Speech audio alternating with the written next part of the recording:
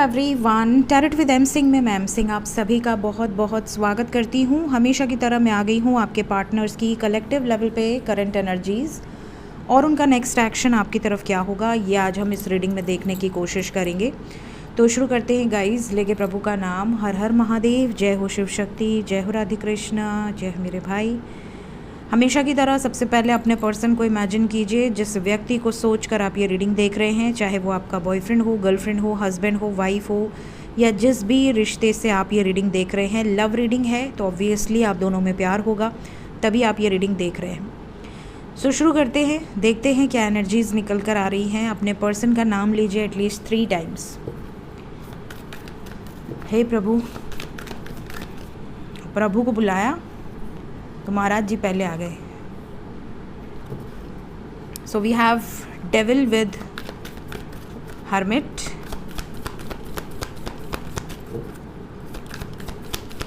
क्या एनर्जी है। We have tower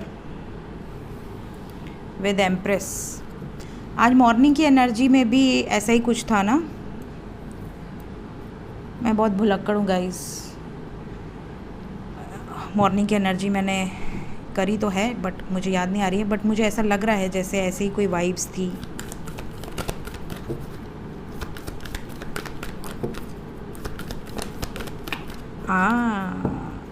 जय हो राधे कृष्ण।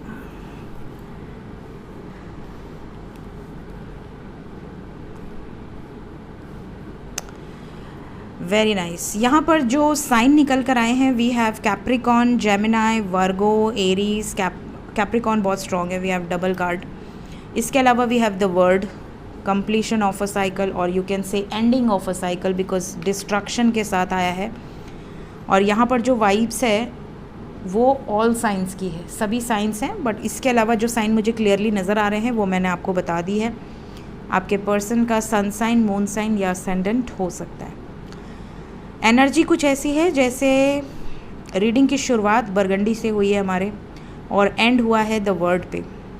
इसका मतलब कि किसी नेगेटिविटी का एंड होने वाला है, किसी टॉक्सिक सिचुएशन का एंड होने वाला है।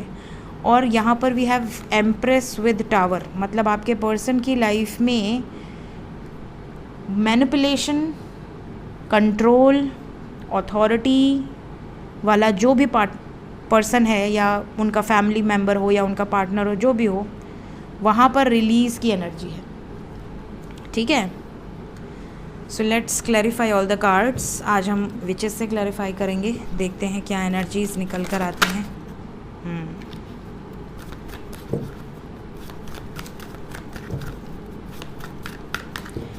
क्यों आए हो बरगंडी, हालचाल क्या है आपके।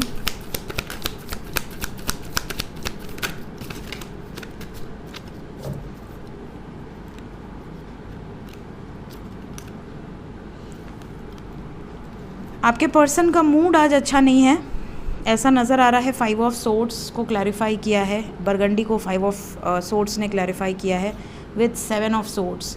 किसी झगड़े से, किसी कॉन्फ्लिक्ट से गुज़र रहे हैं और ये इस तबाही से दूर रहना चाहते हैं। नज़र आ रहा है जैसे कि ये जो भी सिचुएशंस हैं ये लव लाइफ को लेकर है। पीछे आपको एक पीकॉक नज़र आ रहा होगा, और पीकॉक हमेशा मैरिज का इंडिकेशन देता है, शादी, यूनियन का इंडिकेशन देता है। तो यहाँ पर पीछे पीकॉक की वाइब्स है, मतलब जो भी झगड़ा हो रहा है वो लव लाइफ को लेकर ही हो रहा है। यहाँ पर 2 सिचुएशन है। अगर आपका झगड़ा आपके पार्टनर के साथ हुआ है या इस रीडिंग को देखने के बाद होता है, तो ये आप अपने ऊपर भी ले सकते हैं। बट अगर आपके साथ कोई झगड़ा नहीं हुआ है तो ये ऑब्वियसली इनका किसी और सिचुएशन के साथ, क्योंकि यहाँ एम्प्रेस के साथ टावर आया है मेजर अरकाना से, और माइनर अरकाना से we have 5 of swords with 7 of swords. तो जो लोग इनसे कुछ छुपा रहे हैं, जो लोग इनको धोखा दे रहे हैं, जो लोग इनको हर्ट कर रहे हैं, जो लोग इनको ट्रिगर कर रहे हैं, वहाँ पर कॉन्फ्लिक्टेड एनर्जी है। क्यों शांत रहना चाहते हैं, इनको ऐसा लग रहा है कि अगर मुझे शादी करनी है अपनी मर्ज़ी से, तो चीज़ें जितना शांति से सुलट जाएं उतना अच्छा है, बवाल ना हो। ये बस आपके साथ खुशी खुशी रहना चाहते हैं, इनकी बस इतनी ही इच्छा है। तो जो लोग इनके थॉट प्रोसेस का विरोध कर रहे हैं, इनकी पहली ख्वाहिश यही है कि भाई चीज़ें समझो और बैलेंस में सुलटा लो। अगर फ्रूटफुल रिज़ल्ट निकल सकता है तो ये चाहते हैं कि विद रिस्पेक्ट आपको भी अपनी लाइफ में लेकर आएँ या आपकी लाइफ में आएँ, डिपेंड कि आपके पार्टनर मेल है फीमेल है। बट ये चाहते हैं कि फैमिली का प्यार भी मिले और आपका प्यार भी मिले। ये नहीं चाहते कि किसी एक को खोना पड़े। लेकिन अब थर्ड पार्टी क्या चाहती है वो अलग बात है। हर्मिट के बाद वी हैव एम्प्रेस, तो हम पहले एम्प्रेस को ही क्लैरिफाई कर लेंगे। एम्प्रेस को क्लैरिफाई किया है द वर्ड। मैंने कहा ना एंडिंग की एनर्जी है, क्योंकि डेविल से शुरुआत हुई है और द वर्ड पे ख़त्म हुआ है। मींस थर्ड पार्टी रिलीज़ की वाइब्स बहुत स्ट्रॉन्ग है। बीच में एक बल्क एनर्जी आई थी थर्ड पार्टी रिलीज़ की, और उस टाइम पे आप कमेंट पढ़े होंगे। मैंने दिन में 2 3 4 कमेंट पिन किए, एक को पिन किया फिर अनपिन किया, फिर दूसरे को किया फिर अनपिन किया, क्योंकि कलेक्टिवली ज़्यादातर लोगों से ये एनर्जी रेजोनेट कर रही थी कि सडनली थर्ड पार्टी रिलीज़ हो गई और सडनली पर्सन वापस आ गए। इवन 2-3 लोगों का तो कमेंट आया कि मैम थर्ड पार्टी की डेथ हो गई, क्योंकि बीच में बार बार डेथ का कार्ड आ रहा था। तो उनकी वाइफ की डेथ हो गई, किसी के हस्बैंड की डेथ हो गई, सडन हुआ। ये बहुत हैवी एनर्जी थी बीच में, और अब ये वापस डिस्ट्रक्टिव एनर्जी है। We have 4 of pentacles, 9 of pentacles, hermit के बाद एम्प्रेस आया है, एम्प्रेस को हर्मिट ने क्लैरिफाई किया है। And we have king of swords. यहाँ पर जो वाइब्स है, आपके पर्सन देखिए अकेले इसलिए हैं, शांत इसलिए हैं, गंभीर अवस्था में इसलिए हैं क्योंकि ये बहुत प्यार करते हैं जो भी इनकी लाइफ में है। ये एम्प्रेस, चाहे उनकी मदर हो, फादर हो, इनका करियर हो, इनकी बहन हो, जो भी इनको डोमिनेट कर रहे हैं या कर रही हैं, इनके दिल में उसके लिए भी प्यार है, उसके लिए रिस्पेक्ट है। और ये चाहते हैं कि ये बैलेंस आउट कर लें, और जब चीज़ें इंडिपेंडेंटली नहीं हो पा रही हैं तो इनको तकलीफ़ हो रही है। ये रूड व्यवहार करना नहीं चाहते बट मजबूरन कर रहे हैं। अब फॉर एग्ज़ाम्पल आपको कोई चीज़ पसंद आ गई और आपको वो चाहिए, बट आपके घर वाले नहीं मान रहे, तो आप कई बार ज़िद करते हो, कई बार आप बहुत ज़्यादा मना करने के बाद आप अपना एक गुस्सा दिखाते हो, चाहे मौन रह के दिखाओ, चाहे बात ना करके दिखाओ, चाहे आप घर से बाहर जाके दिखाओ, बट लोगों को फ़ील करा देते हो कि हाँ मुझे बुरा लगा है। तो वैसे ही ये अकेले रहकर ये फ़ील कराना चाहते हैं अपने लोगों को, जिनके लिए इनके दिल में जगह है। ये चाहते हैं कि वो फ़ील करें कि इन्हें तकलीफ़ हो रही है, इसलिए मान जाएं। अगर प्यार से मान जाए तो उससे बेटर क्या है। टावर क्यों आया है एंजल्स? इनको ऐसा लग रहा है कि अपनी तरफ से कोशिश करते हैं। 4 ऑफ चैलिसेस। अगर ये फिर भी नहीं मानते हैं, अपॉर्चुनिटी को मिस कर देते हैं, तो फिर थर्ड पार्टी रिलीज़ होगी। 2 ऑफ सोर्ड्स, ये वाइब्स है। लास्ट कार्ड आया है हमारे पास राधे कृष्ण का, द लवर्स। और द लवर्स को क्लैरिफाई किया है द स्टार। होप रखिए विद 2 ऑफ कप्स। बहुत सारे लोगों का यूनियन होगा।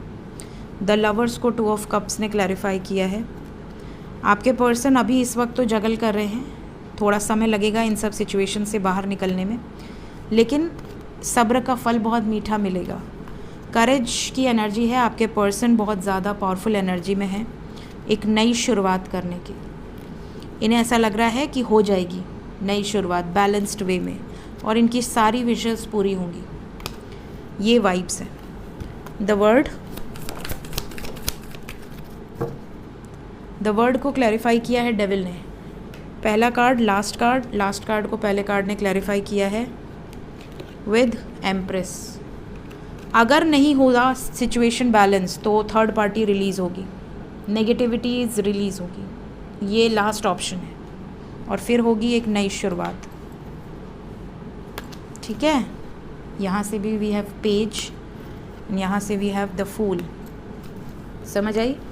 तो देखिए हर कार्ड को क्लैरिफिकेशन में एग्जैक्टली वही कार्ड्स आए हैं जो आने चाहिए अकॉर्डिंग टू कार्ड्स। जय ब्रह्मदेव, जय नारायण, जय श्री लक्ष्मी।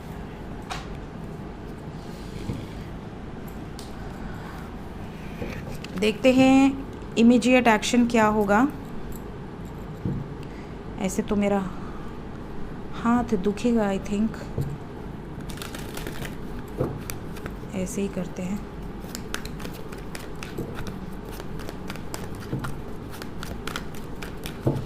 इमीडिएट एक्शन क्या होने वाला है एंजल्स, प्लीज़ गाइड करें। 1 4 we have 1 4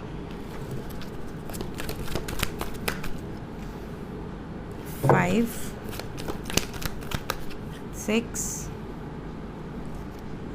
यूनिवर्स 1 4। एक और 4 मिलेगा क्या?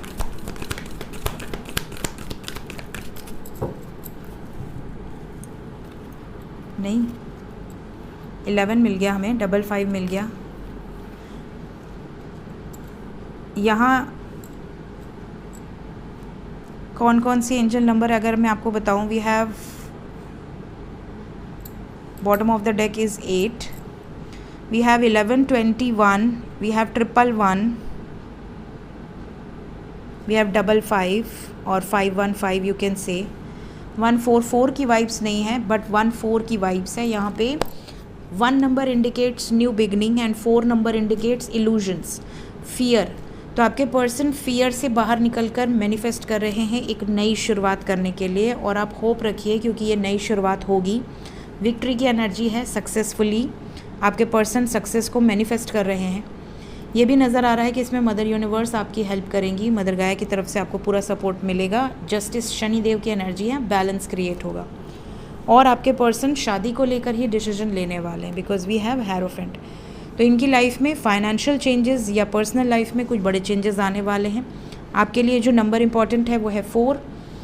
जो भी रीडिंग ये जब भी आपके सामने आएगी उसके बाद विदिन 40 आवर्स के अंदर ये एनर्जी आपके पर्सन की हो सकती है।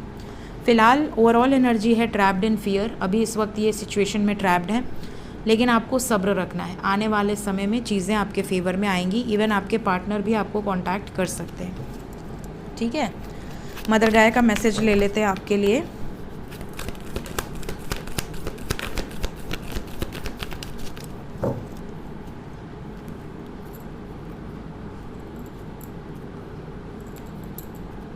अब 1 4 दे दिया वापस 6 6 के साथ। So we have 1 4 again with 6 यहाँ पर यूनियन की वाइब्स है। 6 6 हारमोनियस यूनियन। यहाँ पर ये भी नज़र आ रहा है कि आपके पर्सन बैलेंस आउट करने की पूरी कोशिश कर रहे हैं, आपके साथ एक नई शुरुआत करना चाहते हैं। कॉन्फिडेंस लेवल अगर कम था तो अब बढ़ेगा, बूस्ट होगा। थर्ड पार्टी से बाहर निकलने की भी वाइब्स है यहाँ पर। अगर थर्ड पार्टी इस सिचुएशन में कॉम्प्रोमाइज़ नहीं करती है तो ये ब्रेक थ्रू से गुज़र सकते हैं।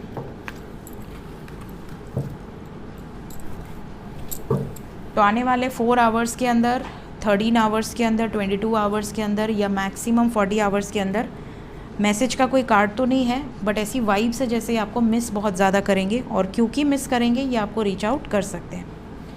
देखते हैं एंजल्स अभी इस वक्त आपको क्या मैसेज देना चाहते हैं।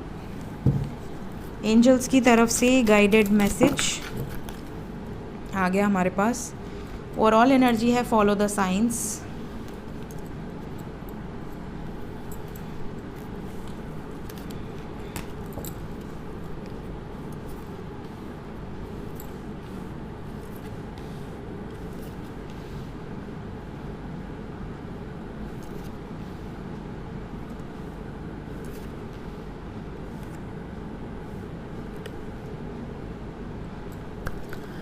सो गाइज़ यहाँ पर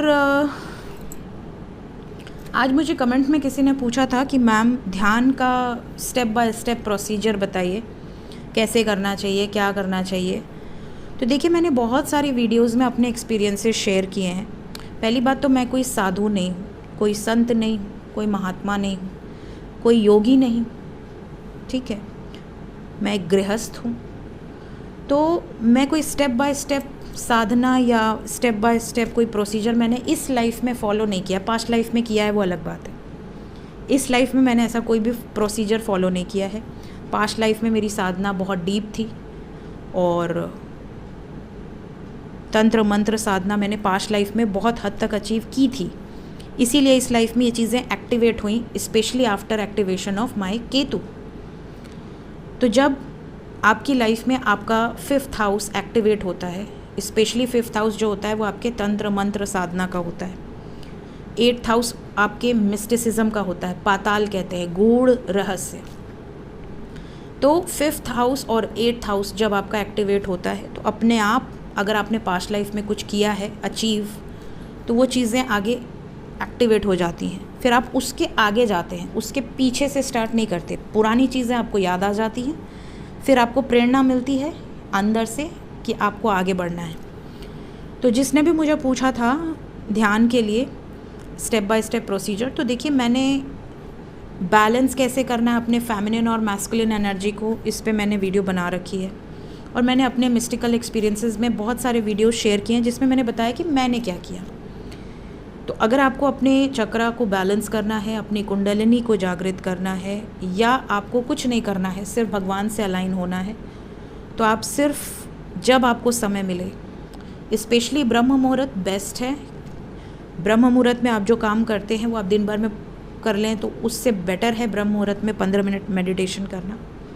तो अगर आप अर्ली मॉर्निंग उठ सकते हैं तो 3:30 से 4:30 आप मेडिटेट करें।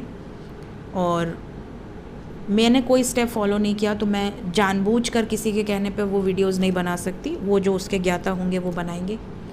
मैं रियल हूँ और जो मैंने किया है मैं वही बताऊँगी, जिसका मुझे एक्सपीरियंस है मैं वही बताऊँगी।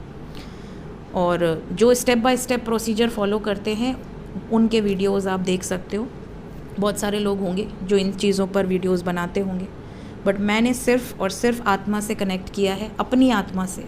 और जब हम अपनी सोल से कनेक्ट करते हैं तो हमारे पिछले 84 लाख योनियों में से जितनी भी मनुष्य वाली योनियाँ होती हैं वो अनलॉक होने लगती हैं। आपके कुछ लोगों को 3 पास्ट लाइफ दिखती है, कुछ लोगों को 4, कुछ लोगों को 5, कुछ लोगों को अलग अलग पास्ट लाइफ के विजन्स आते हैं। तो मुझे 5-6 विजन्स आए हैं और काफ़ी अच्छी तरीके से आए हैं, और मैंने क्या क्या किया है वो मुझे पता है। इसलिए इस लाइफ में मेरे लिए ये करना बहुत ईजी हो गया, बिकॉज़ ये पास्ट लाइफ की चीज़ें ऑलरेडी अचीव थी। तो जब इंसान कुछ पिछले जन्म में अचीव किया होता है तो इस जन्म में वो चीज़ें उसके आगे अपने आप एक्टिवेट हो जाती हैं। तो अगर आपको step by step process follow करना है तो आप किसी ऐसे व्यक्ति को फॉलो कीजिए जो योग, साधना या इन सब चीज़ों के बारे में आपको हेल्प आउट कर सके। मैंने क्या किया वो मैंने काफ़ी वीडियोस में बता दिया है, मेरे साथ जो भी चीज़ें हुई। अभी मैंने रिसेंटली भी डाला था ब्रह्म मुहूर्त का एक वीडियो, उसमें भी मैंने अपना एक्सपीरियंस शेयर किया। तो मेरे गुरु स्वयं महादेव हैं और उन्होंने मुझे जो प्रेरणा दी मैं बस उसी पर चलती हूँ। तो मैं कोई साधु या महात्मा या योगी नहीं हूँ जो मैं आपको ट्रीट करूँ, आपको टीच करूँ कि स्टेप बाय स्टेप साधना कैसे करते हैं। तो वो क्वेश्चन का ये आंसर है। जिसने भी कमेंट में पूछा होगा, अगर आपको जवाब मिल गया हो तो बताइएगा। बाकी मैंने क्या किया इसको आपको जानना है तो मैं आपके लिए एक सेपरेट वीडियो बना दूँगी। एग्जैक्टली मैंने क्या किया, कब किया, कैसे किया, वो मैं आपको बता दूँगी। ठीक है, अगर आपको जवाब मिल गया हो कमेंट में बताइएगा। जो भी थे वो, मुझे नाम नहीं याद है। काफ़ी लोग नाम डालते हैं, काफ़ी लोग नाम नहीं भी डालते हैं। ठीक है, तो मैंने ओके लिख दिया था, तो मैंने उनको जवाब दे दिया।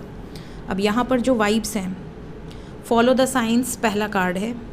साइंस क्या होते हैं इस पर मैं आज आपको थोड़ा सा टाइम लूँगी, क्योंकि काफ़ी लोग कंफ्यूज होते हैं कि मैम साइन होते क्या हैं। कुछ लोग मैसेज करते हैं कि मैम मुझे 111, 222, 333, 444, 555 दिख रहा है। कुछ लोग कहते हैं मैम मुझे 1111, 1212, 1313, 1414 दिख रहा है। कुछ लोग मैसेज करते हैं कि मैम मुझे 1221 दिख रहा है, 1331 दिख रहा है। ठीक है, कुछ लोग कहते हैं मैम 1144 दिख रहा है, 1212 दिख रहा है। कुछ लोग 369, 969, 696, इस तरह की वाइब्स, मतलब सबको अलग अलग दिखता है। जब मैं पूछती हूँ कि इनमें से आपको ड्रीम में क्या दिखा, क्या आपको ड्रीम में कोई नंबर दिखा? सबसे पहली एनर्जी साइंस क्या होते हैं, कैसे पता चले आपको कि ये साइन है कि ये है, वहीं आपने नोटिस कर लिया है। उसका एक सिंपल उपाय है, अगर आपको सपने में कोई नंबर बार बार आता है तो वो 100% साइन है। आप उस नंबर को, हाँ ये अलग बात है कि कई लोग क्या करते हैं कि वो बहुत ज़्यादा वीडियोस देखते हैं, 11/11 की वीडियोस देख लिया, या आपको पता है ऑलरेडी कि 11/11 क्या है, और उसके बाद आपके सपने में आए, उसका कोई मतलब नहीं है, क्योंकि वो साइकोलॉजिकल होता है। कई बार हम जो देखते हैं, जो सोचते हैं, वो चीज़ें हमारी ड्रीम में आ जाती है, क्रिएट होने लगती है। कई लोग ऐसे होते हैं जिन्हें पता ही नहीं होता कि एंजल नंबर क्या होते हैं, और अगर ऐसे व्यक्ति के ड्रीम में आ जाए तो वो 100% साइन होता है, क्योंकि उसे तो कुछ पता ही नहीं भैया एंजल नंबर क्या होते हैं, 111 क्या है, 222 क्या है, 333 क्या है, उसको कुछ नहीं पता, तो ये साइन होता है। बट अगर आपको सब कुछ पता है, आपने कहीं से सुना है, आपने कहीं पढ़ा है, आपने कहीं देखा है, और उसके बाद आपके सपने में आता है, तो उसका कोई मीनिंग नहीं होता है, जनरली उसका कोई मीनिंग नहीं होता है। बट अगर आपको लगता है कि नहीं मीनिंग हो सकता है, तो फिर आप 15 to 30 डेज़ का टाइम लीजिए एंड हमेशा एंजल्स को बोलिए show me your blessings, show me your blessings, thank you angels, show me your blessings. तो वो अगर वो एंजल नंबर होगा तो उस नंबर के बाद आपको 15 to 30 डेज़ के अंदर एक बड़ा चेंज आपकी लाइफ में दिखेगा, या तो करियर फील्ड में या आपकी पर्सनल लाइफ में। और अगर आपको चेंज दिखता है तो आप समझ सकते हैं कि हाँ, वो एंजल नंबर ये बताने की कोशिश कर रहा था। बट अगर ऐसा नहीं होता है तो आप समझ जाना कि ये आपका इल्यूजन है। और दूसरी बात, कभी भी एंजल्स कंफ्यूज करने का काम नहीं करते, क्योंकि वो इसलिए नहीं है आपकी लाइफ में कि वो आपको परेशान करें, आपको ये नंबर दिखा दें, फिर ये नंबर दिखा दें, फिर ये नंबर दिखा दें और आपको कंफ्यूज कर दें, इसलिए नहीं बैठे एंजल्स। एंजल्स आपको सिर्फ एक नंबर दिखाते हैं। एक नंबर वाला काम जब उनका वो वहाँ तक आप पहुँच जाते हो, जैसे आप ये समझ लीजिए कि एक पज़ल है, ये क्लू आपको एक नंबर दे दिया गया, अब आप उस नंबर को फॉलो करके डिकोड करके आप इस दरवाजे तक पहुँचे। जब इस दरवाजे तक आप पहुँच जाएंगे असेंड होकर, तब आपको नेक्स्ट नंबर दिखेगा। फॉर एग्ज़ाम्पल पहले 1111 दिखा, 1111, उसके बाद आपको दिखेगा 1212 या 222, या आपको दिख रहा है 144, या आपको दिख रहा है कोई और नंबर, तो वो उस तक पहुंचोगे तब तीसरा नंबर दिखेगा। एंजल्स आपको कंफ्यूज नहीं करते कि आपको 50 नंबर दिखा दें और फिर आपको कह दें कि भैया आप तुम घूमते रहो इधर उधर, सारे नंबर्स चेक करते रहो, नहीं। और वो आपको उसका मीनिंग मिलेगा भी नहीं, क्योंकि जो एक्सपीरियंस किया है वही डाल सकता है, और उसका मीनिंग जनरली आप खोजोगे तो angels are trying to connect you, यही सब आता है, तो उसका कोई मतलब नहीं बनता है, ठीक है। इसके अलावा आपको साइंस कैसे मिलते हैं? कई बार आपको आपके एंसेस्टर्स ड्रीम में आके मैसेजेस देकर जाते हैं, कई बार आपके ईस्ट आपको सपने में आकर पूरा कंप्लीट मैसेज देकर जाते हैं, कई बार आपके साथ ये चीज़ें होती हैं कि आपके पास कोई स्पिरिट एनिमल आए और आपसे बात करे चला जाए। वो अब बोल तो सकता नहीं, उसके पास हमारी जैसी ज़ुबान तो है नहीं, बट हाँ, जो स्पिरिट एनिमल आएगा उस स्पिरिट एनिमल का एक मीनिंग होता है। फॉर एग्ज़ाम्पल अगर आपके पास क्रो आता है तो आप समझ लें कि आपके लाइफ में कोई है जो आपसे बात करना चाह रहा है, इवन आपके एंसेस्टर्स की ब्लेसिंग्स आपके साथ है। लेकिन अगर वही क्रो नेगेटिव वाइब्स दे रहा है, गुस्से में है, या आपको ड्रीम में गुस्से में क्रो नज़र आ रहा है, तो आप समझ लें कि आपके एंसेस्टर्स नाराज़ हैं, आपने कहीं ना कहीं कोई ना कोई गलती की है, तो ये साइन हो गया, ठीक है। इसके अलावा कई बार आपको ऐसे सपने आते हैं कि आपका घर गिर रहा है, आप बहुत ज़्यादा नेगेटिव सपना देख लेते हो, आपको ऐसा लगता है जैसे भगवान रुष्ट हैं आपसे, कोई गलती हो गई आपसे, या आपको गुस्से में भगवान नज़र आते हैं। क्योंकि मेरे पास ऐसे बहुत सारे लोग आते हैं कि मैम काली माता नज़र आई लेकिन वो बहुत क्रोधित थी, या भगवान भोलेनाथ नज़र आए बट वो बहुत क्रोधित थे। तो ऐसे सपने जब आपको आते हैं, मीन्स आपने जाने अनजाने कोई गलत कार्य किया है।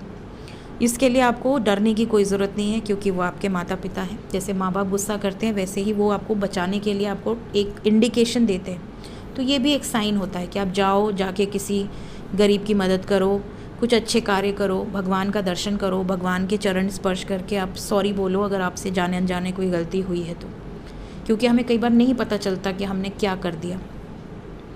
ऐसी सिचुएशन है। अभी मेरे पास एक सीन आया था पिछले सावन का, मुझे अभी क्लिक हो रहा है इसलिए मैं बता रही हूँ। एक लेडी थी जिन्होंने कहीं से वायरल वीडियो देखकर अपने गमले में शिवलिंग को क्रिएट कर लिया, और उनके घर में बहुत प्रॉब्लम क्रिएट होने लगी, बहुत ज़्यादा। मतलब मैंने तो वो वीडियो नहीं देखा था, बट उन्होंने कहा कि हमने कोई वीडियो देखा कि अपने ही गमले में वो शिवलिंग बना देते हैं मिट्टी से, और फिर उनको पूजते हैं। तो मैंने पूछा कि अच्छा, तो आपने गमले मतलब अपने घर के बाहर गमले में उन्होंने क्रिएट किया, और उसके बाद मैंने पूछा कि क्या हुआ, तो उन्होंने कहा हमारी हेल्थ ख़राब है, बहुत ज़्यादा प्रॉब्लम चल रही है, बच्चे की भी शायद उनकी हेल्थ ख़राब थी। तो मैंने कहा आपके घर में कोई नॉनवेज तो नहीं खाता? तो उन्होंने कहा कि हाँ, हमारे घर में तो नॉनवेज खाते हैं। तो मैंने कहा कि फिर आप कैसे, मतलब आप कैसे रख सकते हो? आप भगवान को अगर आप रख रहे हो, भगवान का शिवलिंग क्रिएट कर रहे हो, और आपने पशुओं को मारा है या पशुओं को आप खा रहे हो, तो आपके साथ ये चीज़ें होंगी। तो ऐसी गलती आपको नहीं करनी है, क्योंकि आपको पता नहीं चलता। अभी मेरे पास कई ऐसे टैरो रीडर्स के मैसेजेस आ रहे हैं, बहुत सारे ऐसे टैरो रीडर्स जो मुझसे रीडिंग ले रहे हैं, और उनका एक ही कहना है कि मैम हमने तो कोर्स करके रीडिंग शुरू कर दी, लेकिन हमारी लाइफ में बहुत प्रॉब्लम हो रही है, और क्योंकि हम आपको मानते हैं, बहुत आइडल मानते हैं, तो हम आपसे जानना चाहते हैं कि ऐसा क्यों हो रहा है। तो बहुत सारे ऐसे रीडर्स हैं जो एक्साइटमेंट में कोर्स तो कर लेते हैं, फिर वो कोशिश भी करते हैं रीडिंग करने की, और उनके हेल्थ में या उनकी फाइनेंशियल लाइफ में बहुत प्रॉब्लम्स आ जाती हैं। उसके बाद वो परेशान हो जाते हैं कि मैम जब से हम टैरो कार्ड्स लेकर आए हमारे घर में कुछ ना कुछ प्रॉब्लम्स आ रही हैं। तो इसीलिए लोग पूछते हैं कि मैम आप टीच करते हो? मैं इसीलिए नहीं करती, और मेरे जो व्यूअर्स हैं वो जानते हैं, मैंने आज से 3 साल पहले से ही बोल रखा है कि जब तक मुझे डिवाइन की परमिशन नहीं मिलेगी, और जब तक ये, क्योंकि ये जो ज्ञान है ये कोई कोर्स नहीं है कि बच्चे सर्टिफिकेट ले लें और करने बैठ जाएं। ये किसी की ज़िंदगी और मौत का सवाल है। आप किसी की रीडिंग करते हो, उनके ऊपर क्या बीतती है उसको कंट्रोल करने का पावर भी आप में होना चाहिए। आप किस तरीके से उनको चीज़ों को एक्सप्रेस करते हो, वो पावर आपके अंदर होनी चाहिए, आपके अंदर वो हीलिंग एबिलिटी होनी चाहिए। और सबसे पहली बात तो दैवीय कृपा होनी चाहिए। आपके बर्थ चार्ट में क्या वो सीन बन रहा है कि आप ये काम कर सकते हो? ठीक है, आपके बर्थ चार्ट से भी देखा जाता है कि क्या ये पावर आपको दी जानी चाहिए। और मैं कौन होती हूँ देने वाला? भगवान होते हैं। मुझे खुद जो ज्ञान प्राप्त हुआ है, मैं आज तक अपने से कार्ड नहीं लेती, आपको पता है। मैं एक कार्ड भी अपने से नहीं लेती, मुझे जो मिलता है मैं वही आपको रीड करके बताती हूँ। तो आप छेड़छाड़ नहीं कर सकते किसी सिद्धि, किसी ज्ञान के साथ आप छेड़छाड़ नहीं कर सकते। तो ये सिचुएशंस है। तो बहुत सारे लोगों को साइंस मिलते हैं, क्रोधित होकर भगवान दिखते हैं, या बहुत बहुत प्यार से दर्शन मिलता है, समझ जाओ कि आपके ऊपर कृपा है, आप अच्छे मार्ग पे चल रहे हो और अच्छा करो। तो ये फॉलो द साइंस का कार्ड यहाँ पर बहुत डीप है, अगर मैं इसको बताने लगी तो 3-4 घंटे निकल जाएंगे। बट यहाँ पर आपके साथ एंजल्स रहते हैं, कहीं ना कहीं कोई ना कोई साइन आपको मिलता रहता है, आपके साथ सामने सामने चीज़ें होती रहेंगी, आप फील कर पाओगे कि यहाँ कोई प्रेजेंट है। ठीक है, कई बार तो बहुत रेयर चीज़ें हो जाती हैं जो मैं मिस्टिकल एक्सपीरियंसेस में टाइम मिलेगा तो शेयर करूँगी। बहुत अजीब अजीब सी चीज़ें होती हैं, तो भी आप समझ जाते हो कि आपके आसपास कोई है, कोई एनर्जी तो है। और कई बार पॉजिटिव एनर्जी हो सकती है, कई बार नेगेटिव एनर्जी हो सकती है। अगर पॉजिटिव एनर्जी होगी तो आपको वाइब्स बहुत पॉजिटिव मिलेगी, सुगंध मिलेगा, आपको बहुत अच्छा वाइब्रेशन फील होगा, आपको ऐसा लगेगा आप जो बोल रहे हैं वो हो रहा है। बट अगर वहीं नेगेटिव एनर्जीज़ हो जाएंगी तो आपके घर में बवाल होने लगेंगे, आपके हेल्थ में बवाल होने लगेंगे, आपकी। और कई बार तो ये होता है कि रीडर्स ये कहते हैं कि मैम हमारी हेल्थ तो हो, तो समझ में भी आता है हमारे हस्बैंड की हेल्थ, हमारे बच्चों की हेल्थ, हमारे घर वालों की हेल्थ पे इफ़ेक्ट आ रहा है, और उन्हें बहुत नेगेटिव ड्रीम्स आ रहे हैं। तो ये भी चीज़ें कई बार हुई हैं। तो कोई भी साइन आपको मिलती है तो उसको आप इजीली डिकोड कर सकते हैं उसकी वाइब्स से। वाइब्स क्या थी उस ड्रीम को देखने के बाद, या उस साइन को देखने के बाद, या उस टाइम आप क्या सोच रहे थे, ये चीज़ें मैटर करती हैं।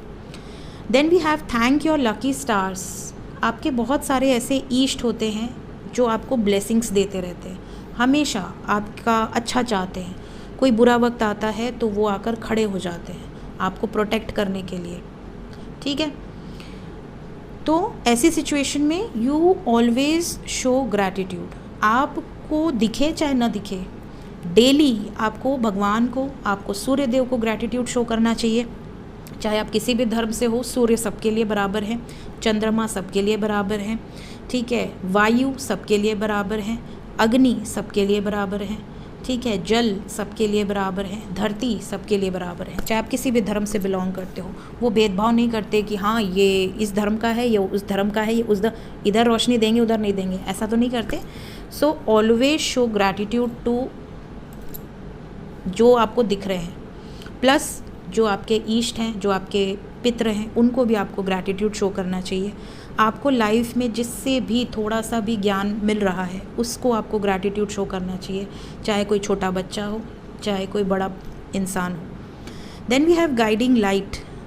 आप जब भी परेशान होते हो, आप जब भी बहुत बैड फेज़ में होते हो, कहीं ना कहीं से कोई डोर ओपन होता है, कोई गाइडिंग लाइट आती है और आपको उस अंधेरे में से खींच के निकाल देती है।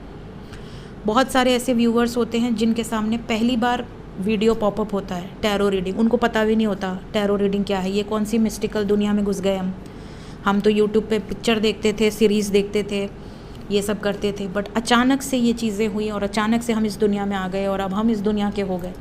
क्यों आई ये चीज़ आपके सामने? सबके सामने क्यों नहीं? अभी आप चले जाओ 50 लोगों से पूछो टैरो रीडिंग क्या होता है, किसी को नहीं पता होगा। अब चीज़ें वायरल होने लगी हैं तो अलग बात है। जब मैंने शुरू किया था तो ये चीज़ें बहुत रेयर थी, बहुत कम लोगों के सामने ये चीज़ें पॉपअप होती थी। अब क्या है कि अब लोग इंस्टाग्राम हो गया, हर जगह वायरल करते हैं चीज़ें। तो ये सब बहुत सैक्रेड चीज़ें हैं। ये एंजल्स कब कहाँ किसके सामने पहुँचना चाहते हैं अपने आप पहुँच जाते हैं। तो ये गाइडिंग लाइट होती है। आप कई बार सोचो कि आपका मूड बहुत अच्छा है, सडनली आपको अच्छा म्यूज़िक सुनाई देगा। आप मन में खुश हो, आपको अच्छा म्यूज़िक सुनाई देगा। कई बार ऐसा होता है कि हम दुखी होते हैं और हमारे सामने दुखी दुखी ही गाने आने लगते हैं। ठीक है, क्या होता है ये भी एक गाइडिंग लाइट है। उस गाने में आपको कोई ना कोई मीनिंगफुल लाइन ज़रूर मिलेगी। आपको ऐसा फील होगा जैसे ये गाना आपके सिचुएशन पर बेस्ड है और कोई ना कोई एनर्जी है जो आपको उस गाने के थ्रू कुछ मैसेज देना चाह रही है कि ऐसा नहीं है, तुम गलत सोच रहे हो, एक ना एक दिन आएगा, समय ठीक हो जाएगा। कभी कभी कोई शायरी आपके सामने आ जाती है, कोई ऐसे रील्स आपके सामने आ जाएंगे जो कि आपको ऐसा कोई मैसेज देंगे कि नहीं भाई तुम गलत सोच रहे हो या तुम सही रास्ते पर जा रहे हो। समझ रहे हो? तो ये चीज़ें होती हैं। तो गाइडिंग लाइट हमेशा आपके आसपास होती है क्योंकि हम जिस रेल्म से आते हैं हमारी हायर सेल्फ रहती है ऊपर, तो हमारी हायर सेल्फ भी हमें गाइड करती है, हमारे एंसेस्टर्स भी हमें गाइड करते हैं। Then we have freedom of choice. आपके लिए जो 4th कार्ड है, फ्रीडम ऑफ चॉइस का कार्ड बता रहा है कि अपनी लाइफ में क्या करना है क्या नहीं करना है ये आपको खुद डिसाइड करना चाहिए, ताकि कल को आप किसी पर बिल ना फाड़ सकें कि भैया तुम्हारे कहने पे मैंने अपनी ज़िंदगी बर्बाद कर दी, क्यों किया भाई। ठीक है, तो ये चीज़ है, आपके पास इतनी फ्रीडम तो होनी ही चाहिए कि आप अपनी ज़िंदगी का डिसीजन ले सकें। Reach for the stars next card है। आप में से कई लोग ऐसे हैं जिनके पास इतनी एबिलिटी है, कैपेबिलिटी है कि वो बहुत ऊंचाई पर जा सकते हैं, बट उन्होंने अपनी एबिलिटीज़ को, कैपेबिलिटीज़ को एक कोपचे में बंद करके रखा हुआ है और ताला भी मार दिया है। क्यों? क्योंकि आप प्यार में हैं।